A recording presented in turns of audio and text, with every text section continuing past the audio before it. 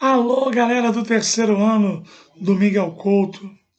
Eu quero hoje falar sobre Pedro I, o primeiro reinado. Essa é a nossa aula de hoje. Bom dia, boa tarde, boa noite, seja que horas você assistir, o importante é que a gente vai seguir na nossa matéria. Muito legal, né? A gente está junto, nossa 11ª videoaula, se eu não estou enganado, mas o importante é se cuidar, saúde, manter o equilíbrio. Vai ter a enquete aí, né? Tá tendo. Vamos ver qual vai ser o resultado, né? Se ganhou dezembro, se ganhou janeiro, se ganhou maio. Mas eu tô contigo aqui. Bom, para a gente começar a nossa aula de hoje, eu vou fazer uma revisão da última aula. A última aula foi a vinda da família real e o período joanino. Pois é, a coisa mais importante, na minha opinião, do período joanino foi a abertura dos portos em primeiro lugar e a elevação a Reino Unido em segundo lugar. Sim, a abertura dos portos rompeu com o Pacto Colonial, liberou geral. E a elevação do Brasil ao Reino Unido gerou a inversão brasileira. O Brasil virou reino, sede do governo português. Bom, em 1820 teve a Revolução Liberal do Porto, lá em Portugal. E essa revolução ela queria recolonizar o Brasil. Boa para Portugal, que é industrializar, democratizar. É tipo uma Revolução Francesa, lá em Portugal. Só que a família real estava aqui. A Revolução Francesa acabou em 1815, a família real não voltou. Então a Revolução do Porto, ela vai defender a recolonização do Brasil. Fim da abertura dos portos, fim do Pacto Colonial, fim da elevação ao Reino Unido. Então a nossa elite rural do Brasil, ela vai ver na família real, principalmente Dom Pedro, uma opção para o Brasil se libertar de Portugal. Então a principal causa, na minha opinião, da nossa independência é a Revolução Liberal do Porto. Lá, porque eles lá queriam modernizar Portugal, democratizar, industrializar, diminuir a influência que a Inglaterra tinha em Portugal. Então, para Portugal era bom, na minha opinião. O problema é que, para modernizar Portugal, eles queriam recolonizar o Brasil. E isso acabou unindo a nossa elite rural com a família real portuguesa. Mas vamos que vamos. Ainda em 1820, com a Revolução do Porto, vai haver a exigência da volta de Dom João. Ele vai embora, mas deixa o filho e fala: Pedro, se o Brasil tiver que se separar, que seja por ti, que é meu filho. Vou repetir. Ouve. Pedro, se o Brasil tiver que se separar, que seja por ti, que é meu filho, e não por algum aventureiro. Então foi terrível, mas o fato é que a nossa independência ela vai ser menos nossa do que você imagina. A nossa independência é portuguesa com certeza. É português contra português. É vascaíno contra vascaíno. Sim, a burguesia em Portugal faz a revolução. As cortes, o parlamento, vão exigir a volta da família real. Mas a família real aqui vai se aliar à elite brasileira. E vice-versa. Ah, mas Dom João voltou. Voltou. Levou o dinheiro, faliu o Banco do Brasil e deixou o filho. E falou: Pedro, se o Brasil tiver que se separar, que seja por ti, que é meu filho, e não por algum aventureiro. Não tá lembrando quem eu sou? Sou o professor William Campos, de História. Tô com o cabelinho bonitinho, né? Fiz a barba para você, para esquecer essa tristeza, né? Tantos dias de isolamento. Tá muito difícil. E a gente está trocando aqui. Quando isso acabar, a gente vai se encontrar. Mas por enquanto, vamos por aqui. Beleza? Então Dom João vai, mas deixa o filho. Isso foi uma jogada. Dom João era muito inteligente. na minha opinião. Pedro I, não. Pedro II, acima do Pedro I, mas muito abaixo. Dom João era um estrategista, tinha política na cabeça.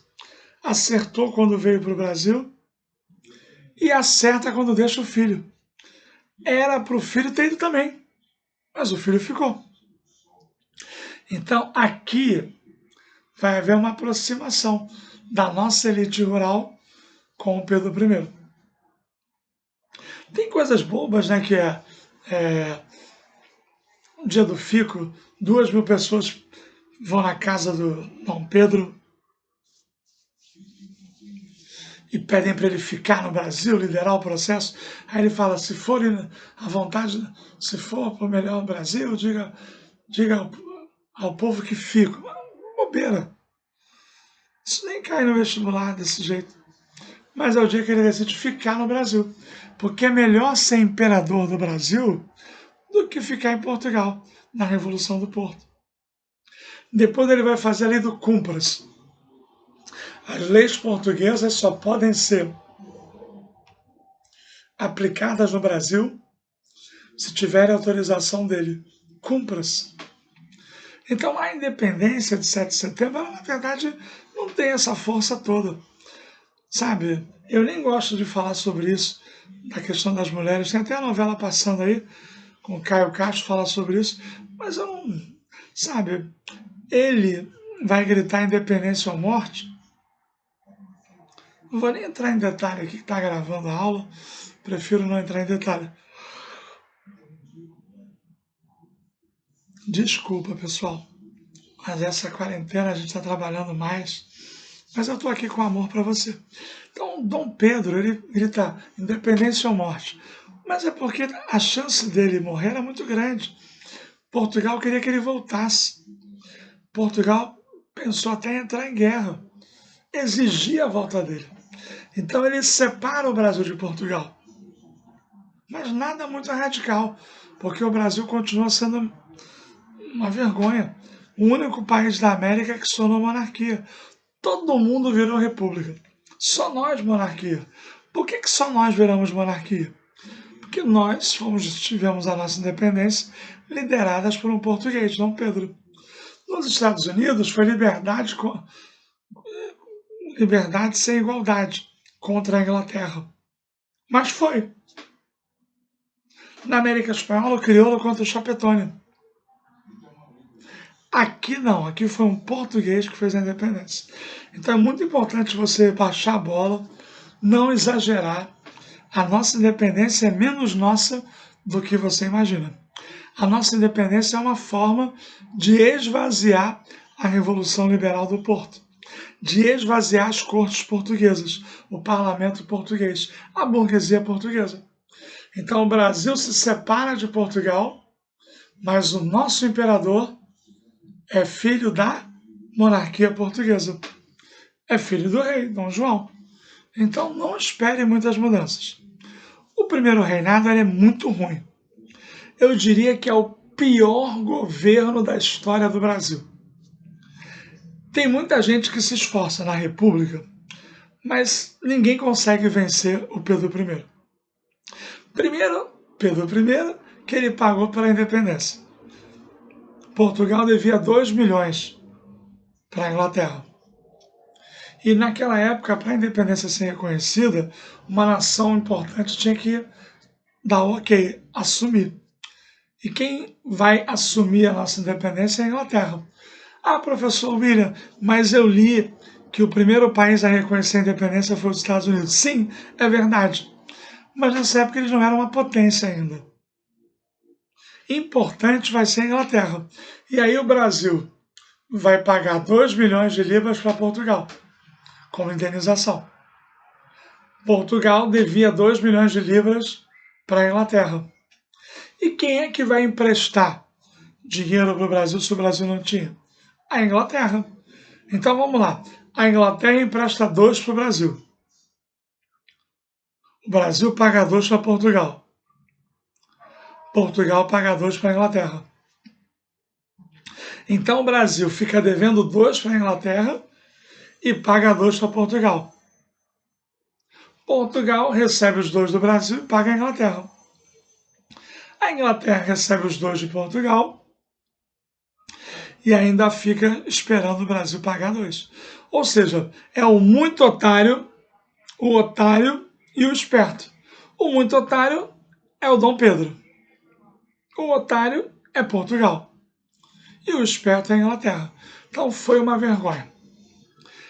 Em 1823, houve a dissolução da Constituinte, a Constituição da Mandioca. Olha só, Dom Pedro, traidor, se aliou com a elite rural e traiu ela. Dissolveu a Constituinte da Mandioca à base de porrada, só porque eles queriam limitar o poder dele. Aí, em 1824, ele fez a Constituição dele. A Constituição Torgada de 1824. A primeira Constituição da nossa história. Monarquista, unitarista, centralizadora, manutenção da escravidão do negro, voto